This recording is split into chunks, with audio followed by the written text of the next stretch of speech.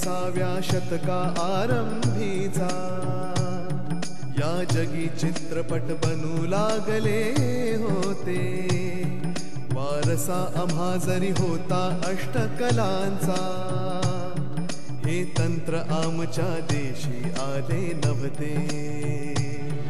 पण करुणी ठाम निर्धार योगी वृत्तीने फाळके ऋषींनी खडतर व्रत आचरले।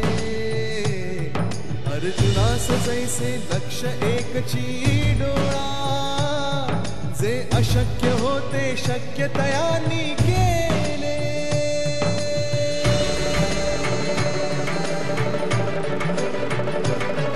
मग कथा घेऊनी हरिश्चंद्र राजाची, या चित्रसृष्टीचे पहिले पाऊल पडले।